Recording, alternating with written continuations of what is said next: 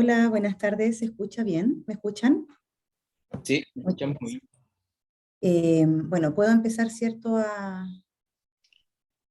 Sí, compartir.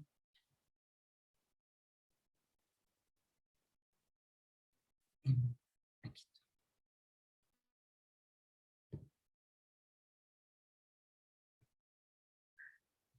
¿Se alcanza a ver bien? sí, perfecto, se pasa a ver. Muchas gracias. Hoy, bueno, primero que nada, muchas gracias por esta invitación. Es una oportunidad que de verdad me honra mucho. Es mi primera experiencia exponiendo en un congreso, así que bueno, espero cumplir con el ancho, como se dice, ¿cierto?, en esta experiencia y bueno, poder aportar también, ¿cierto?, en este proceso tan bonito que son los congresos de trabajo social. Y bueno, eh, lo que les quiero venir a contar o a explicar es nuestra experiencia que vivimos ya hace unos buenos años atrás, como estudiantes de trabajo social, y la iniciativa, ¿cierto?, de generar una escuelita popular en un barrio de la ciudad de Iquique. Y cómo esta experiencia finalmente logra transformarse después en conocimiento académico, ya en conocimiento académico para los otros estudiantes de trabajo social. La Escuelita Popular Uchín comienza en el año 2013.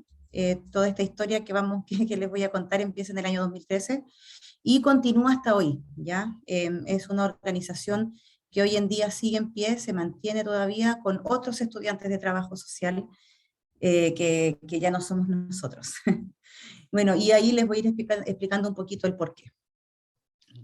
Vamos a saltar ahí mi cara. Bueno, primero un poquito como de los factores, ¿cierto?, que inciden un poquito en la generación, en la creación de esta iniciativa, que como les expliqué, comienza en el año 2013, cuando un grupo de estudiantes de trabajo social ingresa a estudiar esta linda carrera en el primer año. Y bueno, dentro de los factores, bueno, está el contexto cierto sociopolítico que se vivía en ese momento en Chile, en mi país, el contexto también del barrio, nuestro proceso académico también como parte del contexto, eh, el contexto estudiantil y por supuesto el contexto ya desde la Escuelita Popular Luchín, desde la organización misma. Desde el contexto sociopolítico, bueno, en ese momento, año 2013, había una explosión muy grande de una diversidad de organizaciones sociales y también de movimientos sociales. Organizaciones sociales que tienen que ver con la defensa del territorio, que tienen que ver con la defensa de las aguas, movimientos sociales que tienen que ver con la reivindicación, ¿cierto?, de los derechos civiles, de los derechos humanos, de los derechos de las mujeres, etcétera. Y todo esto se va configurando, ¿cierto?, en todo este contexto como preestallido social que, como ustedes saben, vivimos en Chile hace unos años, un segundo, el que vivimos hace unos años acá en Chile, que era un poco como la semilla también de ese como descontento social que había en ese momento. En respecto del barrio, bueno, el contexto del barrio donde nosotros como organización nos insertamos es un barrio antiguo, en el casco antiguo de la ciudad. Es un barrio al que nosotros llamamos histórico. Es un barrio obrero, ya principalmente de pescadores. Tiene una ubicación geográfica dentro de la ciudad bien específica porque está en un punto bastante estratégico para los corredores bioceánicos que se están generando hoy en día. Está al lado del puerto, está al lado de la zona franca, que es un gran centro comercial libre de impuestos, y todo eso lleva al barrio a un proceso de gentrificación, ¿cierto? Que conlleva también una expropiación previa, y finalmente se configura este barrio como lo que nosotros llamamos un territorio en sacrificio, entendiendo que es este barrio el que se sacrifica, el barrio y su tejido social, es el que se sacrifica en pos, digamos, del progreso de una comunidad mayor, ¿cierto?, que es la ciudad de Iquique, la región de Tarapacá y nuestro país completo. Dentro de estos factores también está, bueno, nuestro proceso académico, por supuesto. Mucha información teórica, personas muy inquietas, información como los procesos de reconceptualización del trabajo social en Chile, y bueno, la inquietud por llevar toda esta teoría a la práctica. Es como el juego a ver si era verdad toda esta maravilla que nos contaban en nuestras salas de clase de estos trabajadores sociales que podían trabajar insertos desde los territorios, con las comunidades, haciendo trabajo social en conjunto con las comunidades. Entonces, bueno, toda esa inquietud, ¿cierto? Y después el contexto también estudiantil ya propio de la vida universitaria, ¿cierto? Una vida universitaria muy grande, muy importante, una amplia participación en esta vida universitaria de parte de los estudiantes, una universidad en donde en ese momento específico convergen diversas organizaciones sociales que hay dentro de la universidad, culturales, deportivas, educativas, feministas, LGTBIQ+, etcétera. Y un factor muy importante es que la universidad donde nace este proyecto, la Universidad Arturo Prat, es una universidad con una gran cantidad de estudiantes que vienen de un contexto socioeconómico también vulnerable. Los más vulnerables de Chile se estudian en la Universidad Arturo Prat, vulnerables socioeconómicamente. Y eso es un punto importante porque tiene que ver también con un grupo de estudiantes que conoce la realidad que quiere intervenir. O sea, cuando nosotros decidimos o se gesta esta idea, ¿cierto?, de la educación popular y de esta escuelita, somos estudiantes que ya conocíamos ese contexto de vulnerabilidad. Con todos estos factores, bueno, nace la Escuelita Popular Luchín, que tiene dos pilares metodológicos, que son la educación teórico-metodológico, que son la educación popular, el método integrado del trabajo social, y la autogestión también, que bueno, si bien no es ni teórico ni metodológico, sí es un pilar dentro de la organización. Entonces quisiera ir avanzando un poquito, mostrarles, cuando les explico el contexto del barrio, es esto que les estoy mostrando hoy. Acá hay como un puntero, perfecto. El barrio El Colorado se encuentra, como yo les decía, en este sector de la ciudad, en el sector norte, en el casco antiguo. Esto que está aquí arriba, este triángulo, es la zona franca, que es este gran mall, ¿cierto? Todo este barrio industrial.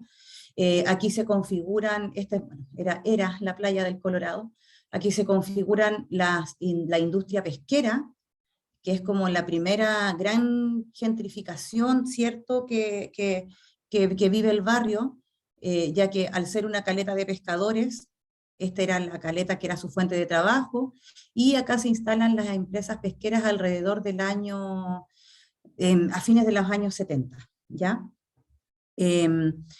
Y bueno, aquí está el barrio, acá está el puerto, y estas son las carreteras del corredor bioceánico que llegan directo hacia el puerto. Entonces, por eso les digo que el barrio está en un punto muy estratégico de la ciudad, ¿ya? Acá tenemos dos imágenes que son, bueno, la figura de cómo se configuraba más o menos el barrio del Colorado hasta el año 2004, que es la foto más antigua que pudimos encontrar de Google. Y bueno, aquí se puede observar que el barrio todavía estaba completo, ¿cierto?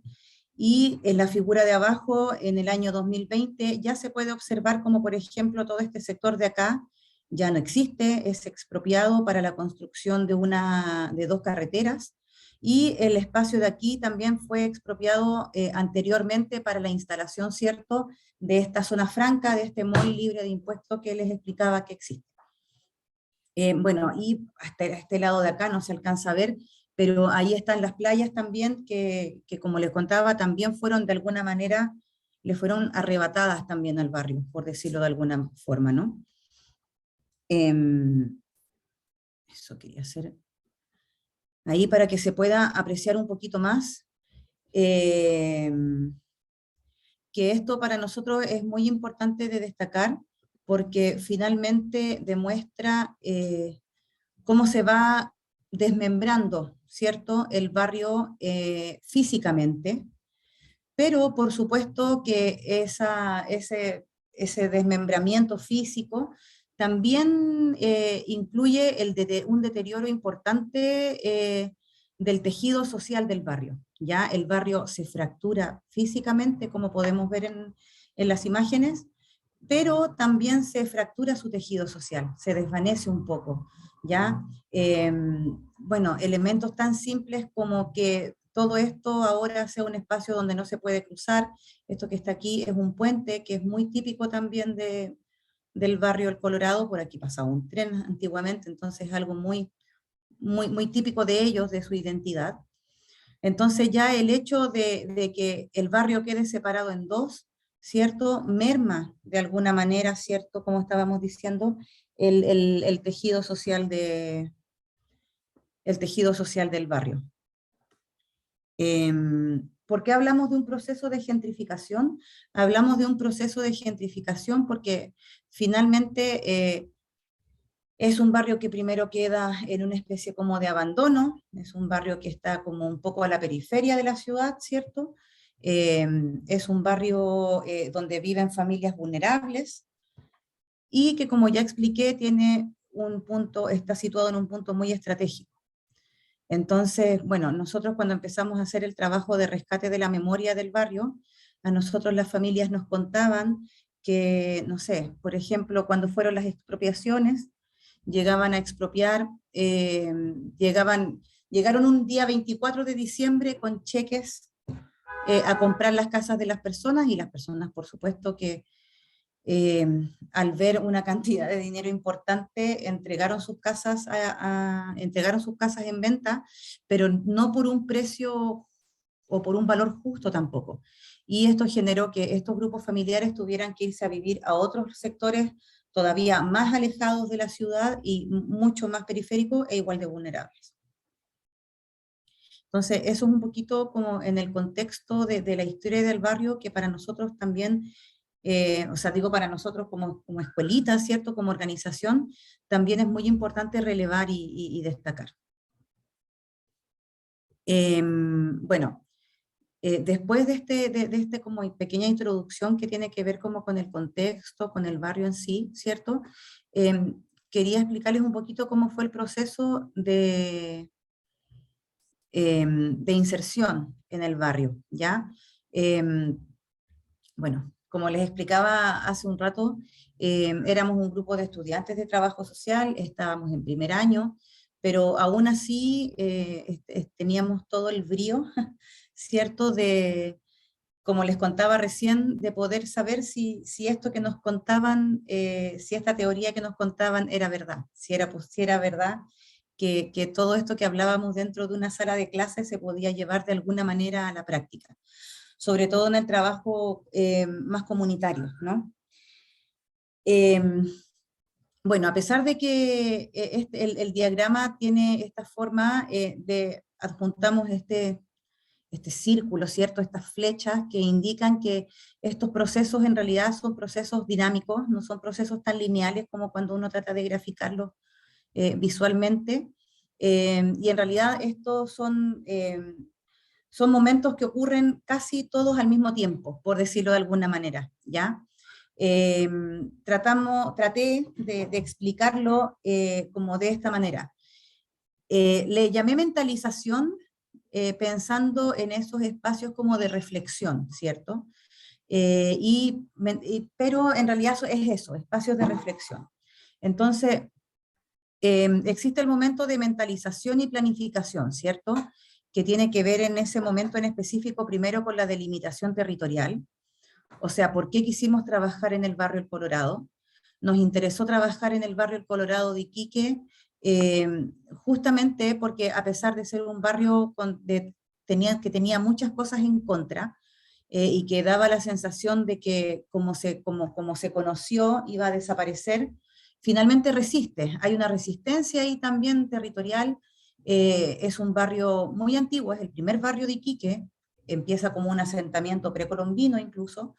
Entonces, eso nos pareció bastante interesante, así como la cultura también que tiene el barrio tiene sus propios carnavales, sus propias fiestas patronales, ¿cierto? Que tienen que ver ligados al mar, Entonces, todos esos elementos nos parecieron muy interesantes a la hora de buscar un lugar donde intervenir. También nos tocó pensar, bueno, intervenir en qué lugar del barrio específicamente.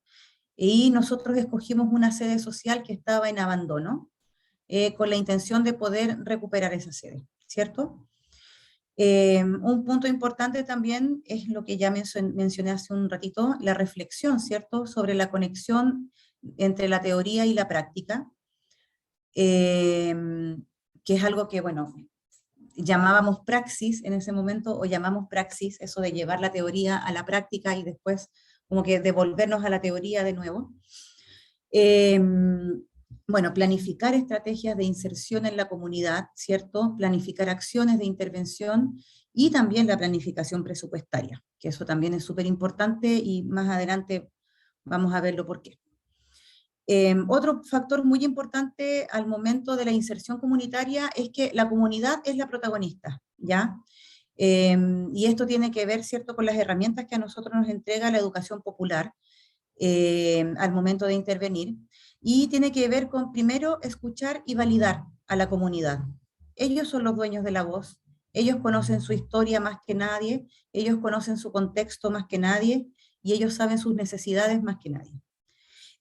Respetar, por supuesto, su cultura, su historia, el conocimiento que ellos tienen, estar dispuestos a aprender de la comunidad, ¿cierto? Dejar un poquito al lado el posicionamiento como de experto y en realidad llegar como con el corazón abierto, por decirlo de alguna manera, a estar dispuestos también a aprender de la comunidad y fomentar la participación, que eso es fundamental, fomentar la participación e incentivarla también, ¿ya? Bueno, después tuvimos los primeros acercamientos que después se fueron convirtiendo como más en procesos diagnósticos, que tienen que ver, ¿cierto?, con el estudio de la población, conocer su cultura, conocer su identidad, conocer su historia, levantar necesidades a través ¿cierto?, de entrevistas a la población, levantar información también, realizar encuestas, entrevistas, consultas barriales, etc. Y finalmente, bueno, las acciones. ¿Qué hacemos para poder insertarnos en el barrio? Nosotros personalmente utilizamos como herramienta para insertarnos en el barrio, trabajar con los niños, niñas, adolescentes del barrio y recuperar los espacios públicos. Esa fue nuestra primera forma, por decirlo de alguna manera, de ingresar al barrio, y fue un trabajo que fuimos manteniendo con el tiempo. Y bueno, a través, ¿cierto?, de talleres, reforzamiento escolar, esta recuperación de los espacios públicos a través de su utilización. El barrio El Colorado es un barrio en donde hoy en día, y es uno de los elementos que lo hace muy vulnerable, ¿cierto?, hay consumo, hay bastante consumo de drogas, de sustancias ilícitas en el barrio. Entonces, recuperar esos espacios públicos para nosotros era fundamental, y la forma de recuperarlos es utilizándolos, ¿cierto? Bueno, generamos actividades como murales, actividades socioculturales, actividades de autogestión dentro del mismo barrio, elementos de análisis también como el FODA, ¿cierto? Y bueno, también por supuesto la observación, etc. Y bueno, les hablaba recién como de los pilares metodológicos, teóricos metodológicos, ¿cierto?, de la educación popular. O sea, que, perdón, y entre ellos se encuentra la educación popular. Hay una frase muy linda de Paulo Freire que dice que nadie educa a nadie, nadie se educa a sí mismo, se educa en comunidad. Y eso para nosotros es súper importante y tiene que ver con esta comunicación y aprendizaje a nivel horizontal. Y a veces la gente piensa que cuando uno trabaja con niños o con comunidades y uno habla de comunicación horizontal, se trata de que la gente, no sé, te trate de tú, por ejemplo, no sé, o te trate por tu nombre, o te trate como un igual, pero tiene que ver con uno como trabajador social o como persona que va, ¿cierto?, a intervenir en un espacio, uno verse como un igual con la comunidad. Y lo que decíamos anteriormente, comprender que nosotros también podemos aprender de la comunidad también a nosotros nos enseña, los niños nos enseñaron a nosotros un montón. la educación popular permite también innovar en las formas de intervención. Aquí arribita se ve esto que es una bandeja de cocina normal, eh, los niños de la escuelita llamaron la pizarra mágica, porque era tan sencillo como que era algo tan sencillo como una bandeja con un poquito de arena, para que los niños fueran aprendiendo, ¿cierto?, la lectoescritura, fueran soltando su mano, y pudieran ir aprendiendo, o sea, y poder apoyarlos más bien en su proceso también como pedagógico escolar, de alguna manera, sin que eso significara convertirse necesariamente en otra escuela, en otra escuela tradicional, ¿cierto?, en el barrio, sino que hacerlo eh, de manera que, en las que los niños puedan participar activamente, puedan interesarse, etc. Esta imagen que puse aquí tiene que ver también con rescatar y respetar la cultura, ¿cierto? Y las costumbres de los territorios. Hay muchos bailes religiosos, danzas religiosas andinas que se practican en el barrio, y por eso, bueno, al momento de trabajar, trabajemos máscaras, ¿cierto?, de estos bailes para poder realzar la cultura. Y quisiera de nuevo poner el zoom, porque esto es algo que a mí me genera mucha emoción todavía cuando lo veo. Estas son las asambleas que hacíamos con los niños. Estas son las palabras de ellos. Cuando les preguntábamos, ¿qué piensa la Escuelita Popular Luchín? Para ellos, eso es lo que piensa la Escuelita Popular Luchín.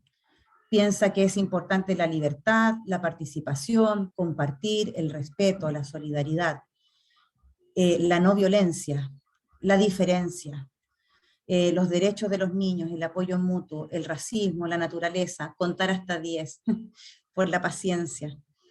Y cuando nosotros les preguntamos, bueno, ¿y qué quieren los niños y los niños de la escuelita? Quieren dejar una huella, quieren aprender, ¿cierto? Y que todo el mundo, y vivir en un mundo de respeto, quieren aprender a educarse para ser libres. Esas son palabras que no son palabras nuestras, esas son palabras que son palabras de los niños de la comunidad. Entonces, a eso me refiero, que uno puede aprender mucho de las comunidades con las que interviene. Uno se sorprende cuando se da cuenta de que los niños, niñas, adolescentes, cuando uno les entrega herramientas, ¿cierto?, que le permitan la reflexión, son capaces de llegar a este tipo de trabajo, ¿cierto?, a este tipo de trabajo mental, cognitivo. Y bueno, otro pilar teórico, metodológico, fundamental para nosotros es el método integrado del trabajo social. El método integrado del trabajo social es un enfoque del trabajo social que nace junto con la reconceptualización del trabajo social que se vive no solamente en Chile, también en toda Latinoamérica entre los años 60 y 70, ¿cierto? Este método integrado del trabajo social a nosotros nos hizo mucho sentido, porque descubrimos que no podíamos hacer talleres con los niños, niñas, adolescentes si los niños tenían hambre, porque no habían desayunado. No podíamos esperar que un grupo familiar entendiera lo que es la crianza respetuosa si este grupo familiar estaba preocupado porque no podía llenar la despensa hasta fin de mes, por ejemplo.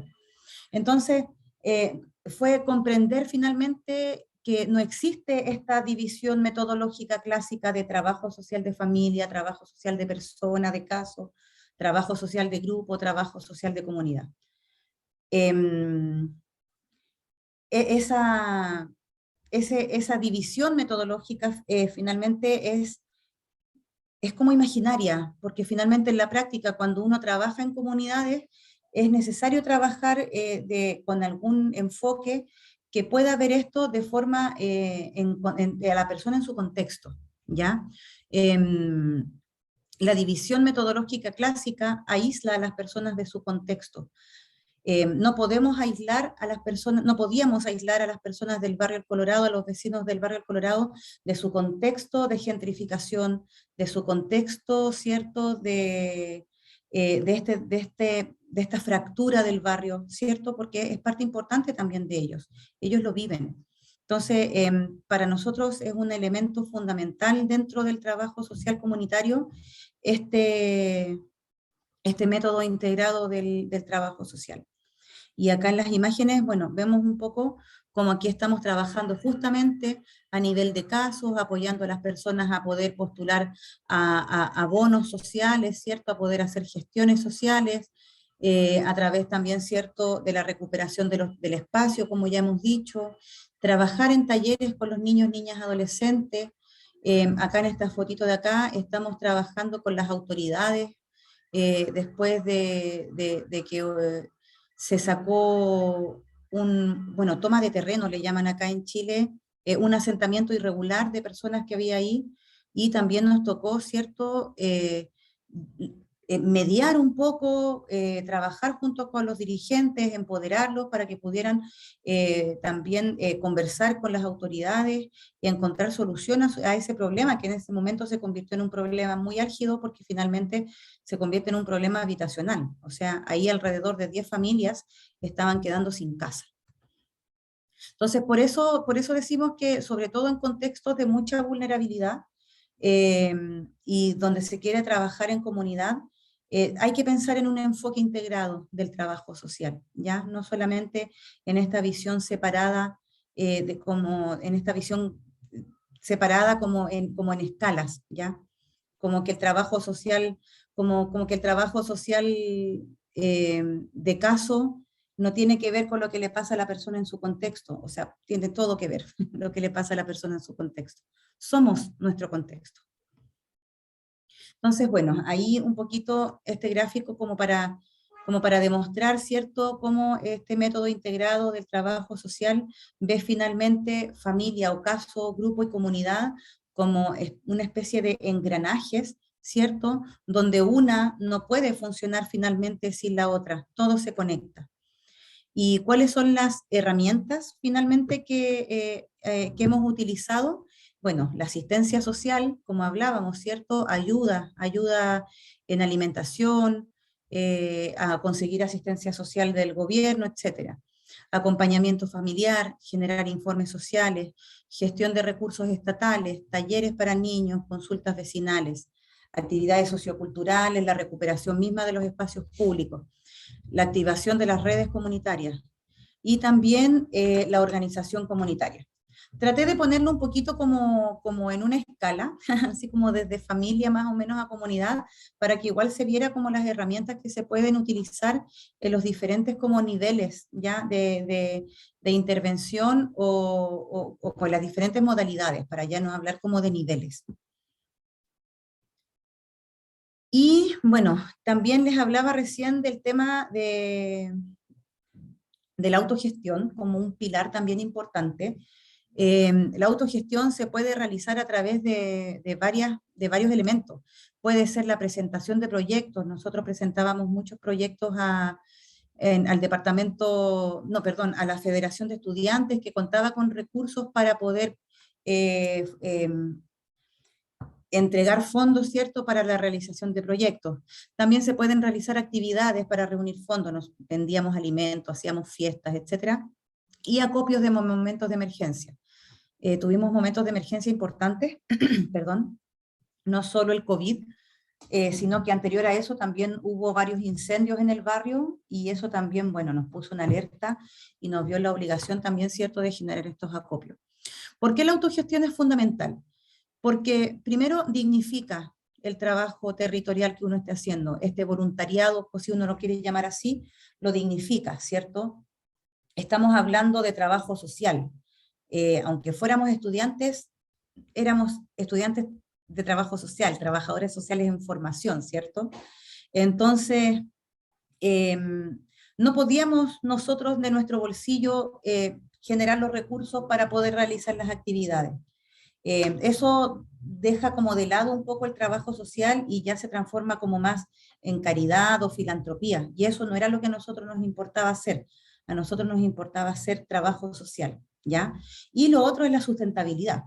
O sea, si son las mismas personas de una organización quienes sustentan económicamente con sus propios recursos una organización, por supuesto que esto no se vuelve sustentable en el tiempo. Yo creo que una de las razones por las que la Escuelita Popular Luchín ha podido ser sustentable en el tiempo, perdurar hasta el día de hoy, es justamente por la autogestión. ¿Significa más trabajo? Sí, pero también es una oportunidad importante. Bueno, aquí podemos ver diferentes tipos de actividades que hemos realizado con la escuelita a lo largo de todos estos años, que tiene que ver con los carnavales que hacíamos en el barrio. Por un tema cultural, ya se hacían carnavales barriales, pero nosotros quisimos como tomarnos un poco de esos carnavales y hacer carnavales solo de niños. ¿Por qué? Porque nos parecía interesante la idea de hacer un carnaval donde, por ejemplo, no existiera consumo de alcohol, donde fuera un poco más, un espacio más amigable para los niños, ¿ya? Nos importaba mucho eso. Entonces, por eso empezamos a generar año a año, después del carnaval oficial, no, perdón, antes del carnaval oficial hacíamos el carnaval de los niños y niñas del barrio El Colorado. También hicimos mucho trabajo de recuperación de plazas, instalación de áreas verdes, espacios de cine comunitario en el barrio, en la calle. Hicimos un regalo, entre comillas, también al barrio El Colorado, que fue la instalación de este cartel, ¿cierto? Reconociendo al barrio El Colorado como un barrio histórico dentro de Iquique, un barrio que es cuna de los otros barrios de la ciudad, desde ahí su importancia. También, bueno, actividades socioeducativas, como pueden ver, especiales para niños, enfocados no solamente en lo cultural, sino que también en lo deportivo, en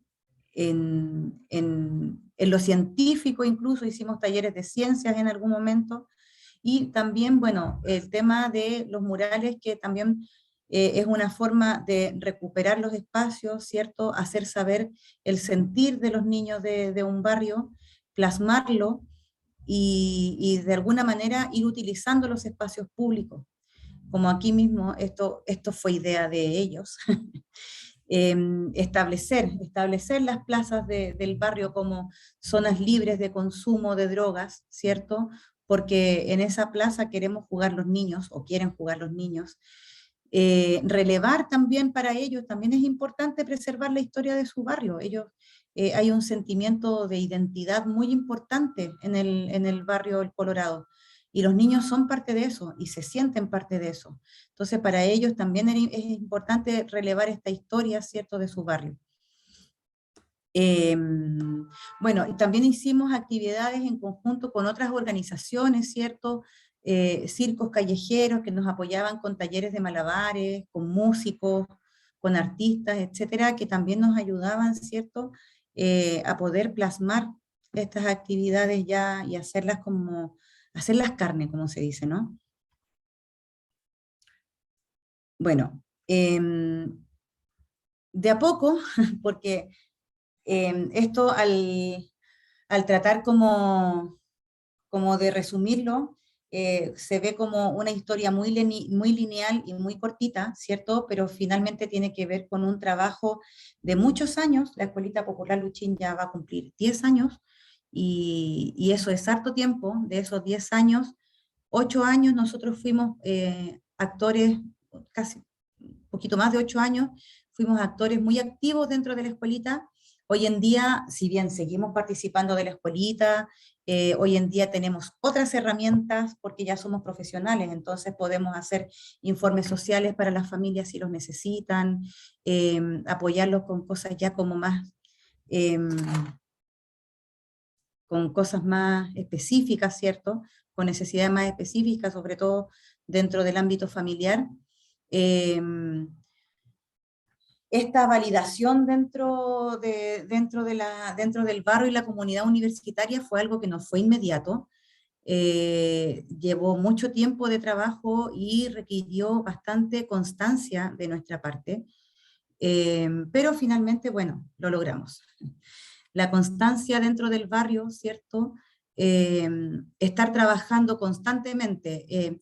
Para nosotros esto era un trabajo, era nuestro trabajo. Nosotros sabíamos que viernes y sábado los tíos, como nos llamaban los niños de la escuelita, los tíos luchines, teníamos que ir a la escuelita a trabajar con los luchines, que así se pusieron, los mismos niños de la escuelita popular se pusieron ese nombre, y era parte de nuestro trabajo, y lo tomábamos así, tal cual, como un trabajo remunerado, pero la remuneración en este sentido era de otra forma, ¿cierto? Era como esa satisfacción grande de uno sentir que no solamente está estudiando y está adquiriendo conocimiento, sino que también está conociendo desde la misma práctica, la información que uno va recibiendo.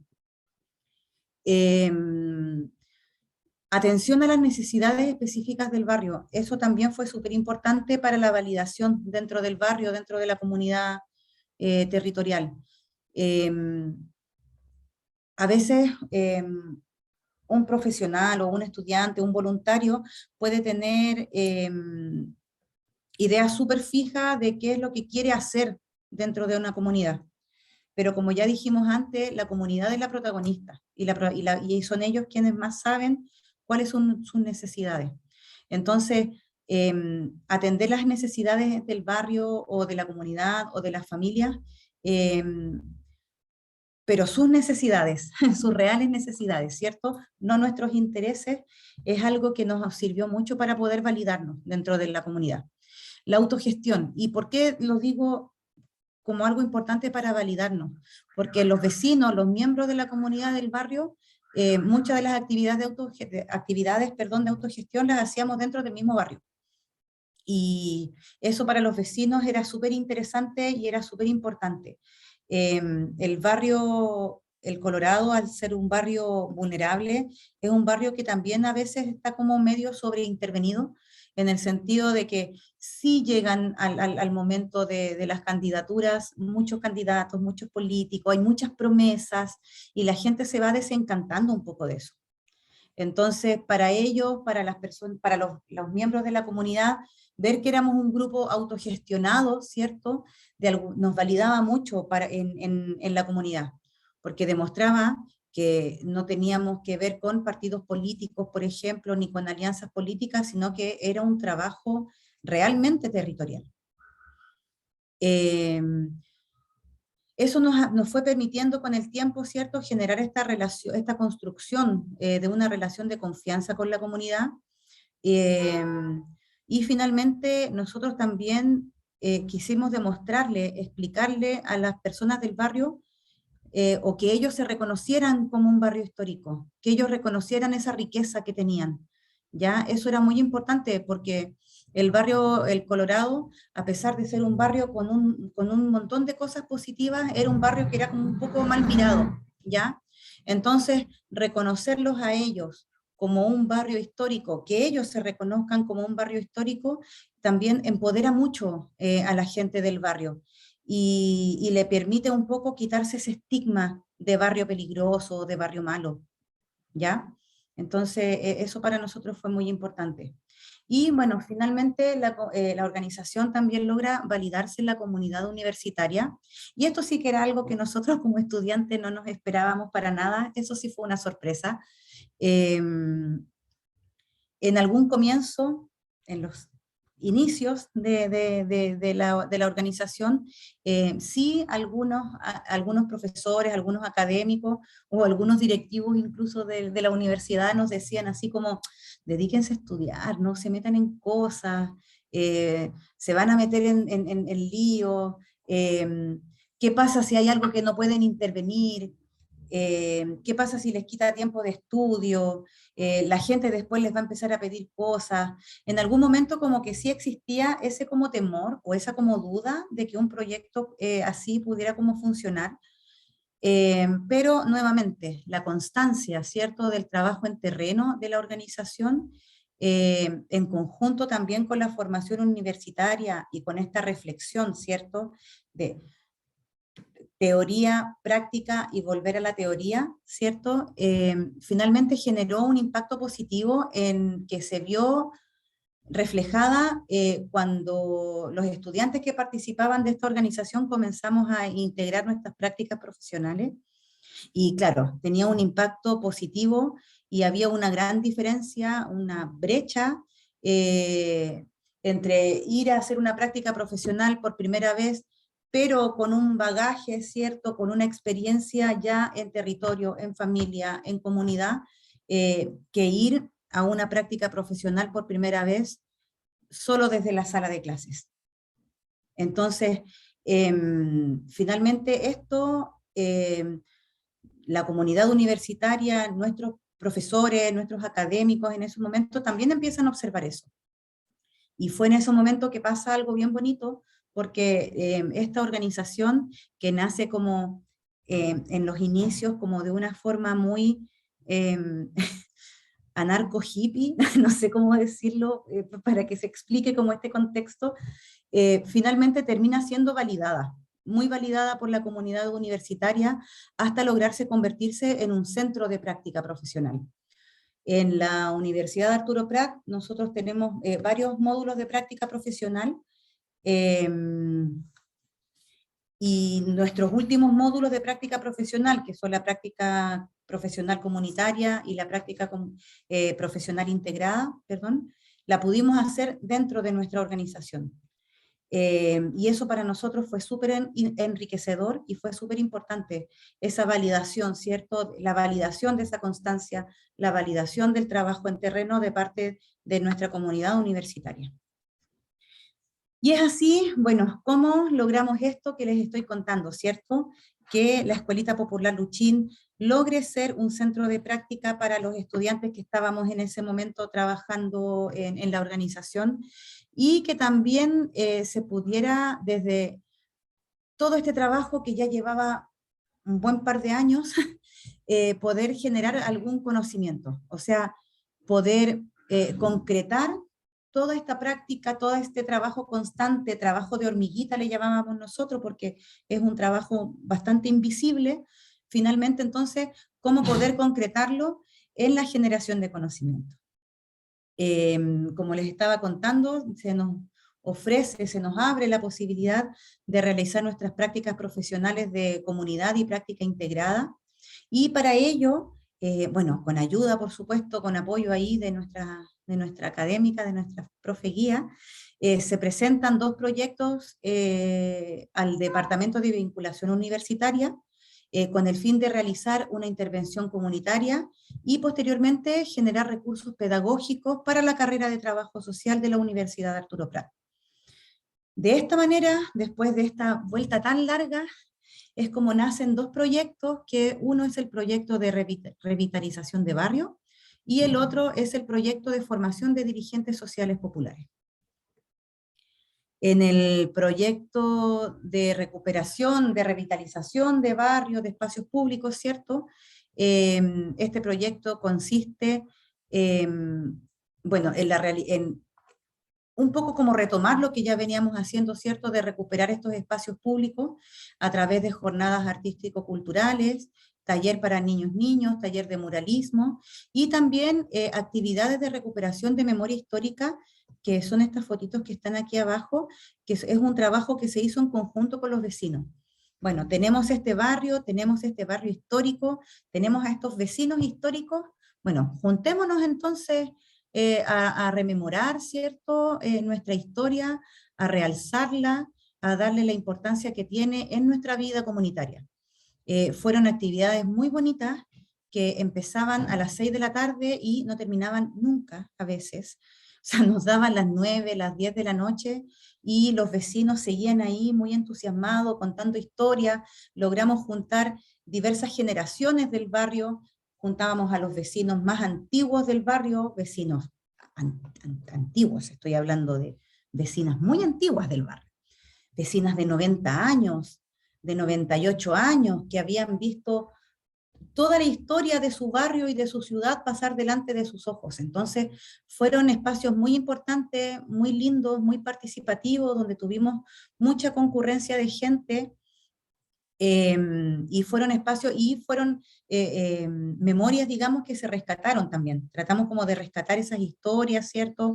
Esos relatos, esos recuerdos, y fue una experiencia muy bonita. De estas actividades, de este proyecto, salen los recursos pedagógicos, que era la idea, ¿cierto? No era solamente hacer lo que ya hacíamos, sino que esto que ya hacíamos, poder de alguna manera sistematizarlo, por decirlo de alguna manera, y poder convertirlo en conocimiento.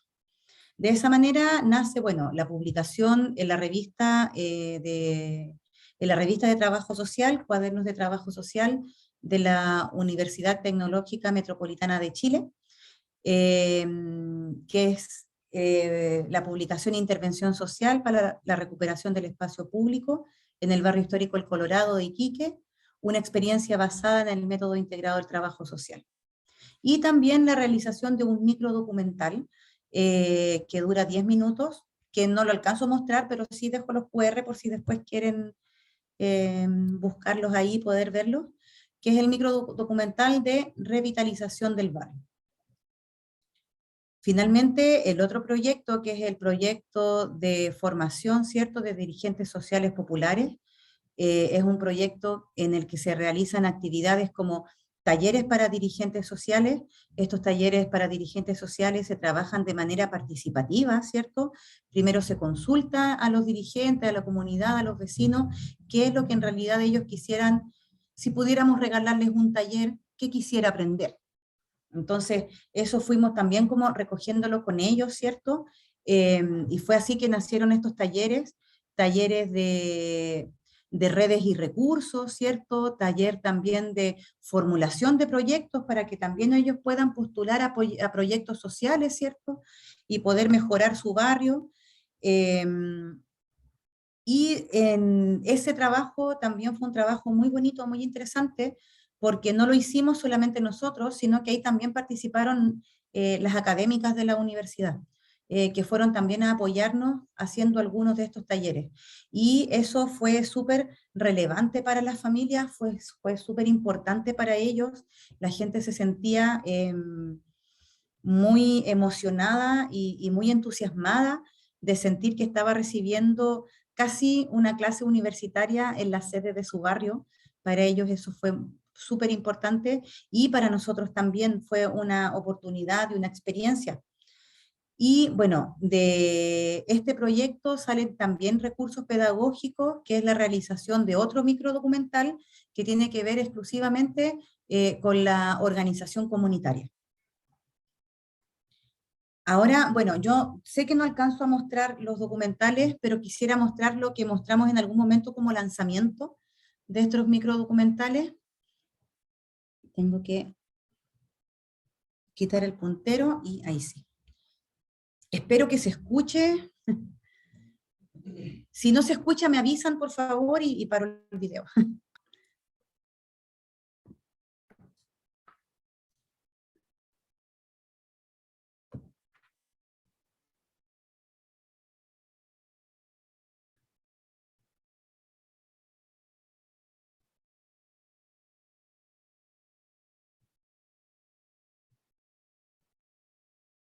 Ahí está. ¿Se escucha?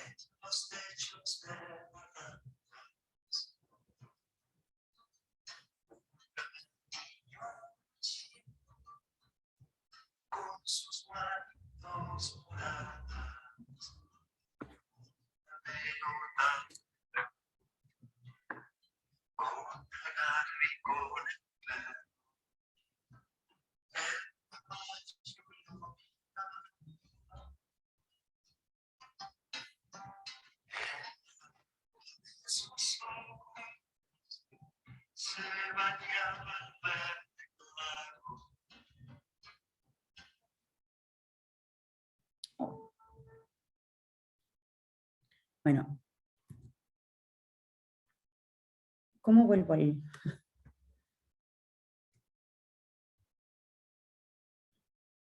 ¿Cómo vuelvo al...?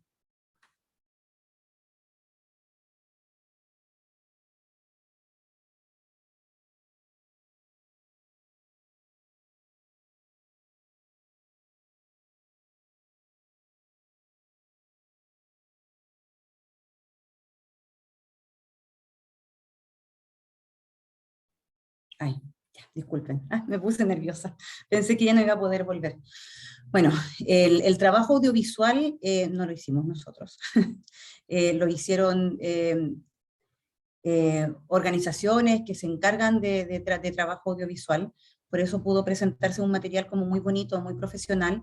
Ese es el teaser, como le llaman ahora, o el adelanto, ¿cierto?, que presentaron en algún momento de lo que iban a hacer estos dos microdocumentales en el barrio El Colorado.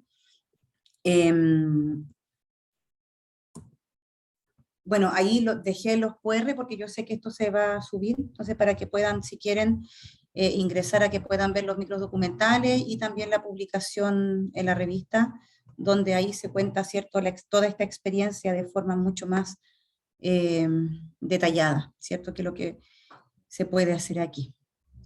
Y bueno, no sé cómo estoy en el tiempo, pero ya llegamos como un poquito a las conclusiones, ¿ya? Esta ponencia es una ponencia, no sé si decir simple, pero es bastante sencilla, porque tiene que ver con contar una experiencia, ¿ya? Contarla hoy en día, hoy me emociono todavía un poco, es que hace tiempo que no veía ese video. Es un poco contar esta experiencia, ¿cierto? Traté de ser lo más honesta posible, porque por supuesto que en el camino las cosas no siempre son lineales, ni siempre son perfectas.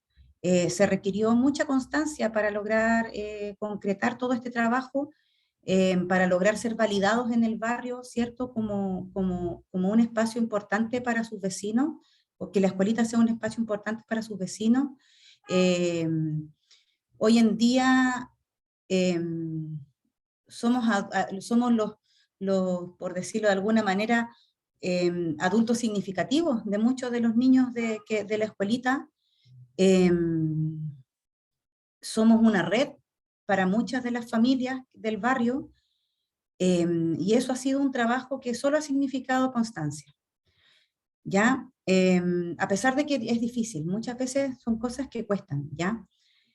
Y como conclusión, quiero instar finalmente esta ponencia que yo quería que fuera como una invitación, ¿cierto?, a los estudiantes de trabajo social a que no se queden solamente con lo que pueden aprender en un aula de clase, que no se queden solamente con lo que pueden aprender en sus salas, en la academia, en los libros. Hay un mundo entero que está esperando, yo creo, porque los trabajadores sociales en formación salgan a la calle, se inserten en el barrio, trabajen con las comunidades. Es necesario. Para eso es necesario tener estudiantes de trabajo social que tengan un pensamiento crítico. Para eso es necesario tener comunidades universitarias que propicien la participación activa en los espacios universitarios y en las vidas de los estudiantes. Para eso es necesario que existan estudiantes de trabajo social interesados con iniciativa en hacer voluntariado, en hacer trabajo social comunitario, en salir a la calle. Independiente de lo difícil o del desafío que este tipo de iniciativas pueda hacer, va a ser una oportunidad para adquirir experiencia, para complementar de una forma muy rica la formación académica, para adquirir conocimiento de las comunidades desde la misma práctica y desde el conocimiento de esas comunidades. Algo súper importante, validar el aprendizaje basado en proyectos, que también es una metodología de aprendizaje y que es una metodología que puede ser muy enriquecedora para los estudiantes de trabajo social. Y que bueno, como ya se puede ver, todo esto puede terminar incluso en la oportunidad para generar conocimiento científico para nuestra misma profesión. Entonces, eso es lo importante. ¿Y por qué creo que estos espacios se tienen que generar dentro de contextos universitarios y por iniciativa, ojalá propia de los propios estudiantes de trabajo social? Es porque, bueno, es cuando uno es estudiante, justamente, cuando uno tiene más instancias de aprendizaje, más espacios de reflexión, más espacios también para poder desarrollar el pensamiento crítico, es cuando uno tiene más recursos de tiempo y también posibilidad de independencia. Cuando uno ya se vuelve viejo, entre muchas comillas, y cuando uno ya empieza el trabajo social, pero ya desde lo laboral, cambia un poco también el mundo, cambia uno lo que puede hacer y no, ¿cierto? Entonces, es importante que estos espacios se generen por los estudiantes de trabajo social en los contextos universitarios, también para que en el futuro tener mejores trabajadores sociales en las oficinas del gobierno, en los colegios, en los hospitales, en todos los centros de salud, en todos los servicios públicos, en las organizaciones sociales, en las ONG.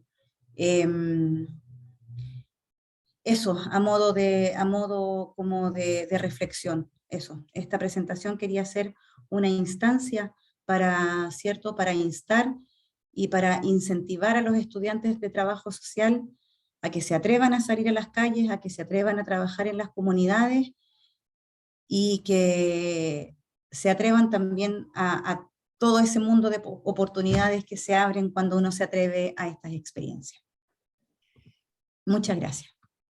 Muchas gracias. En este momento daremos espacio a las preguntas. Hemos hecho una selección por medio del chat.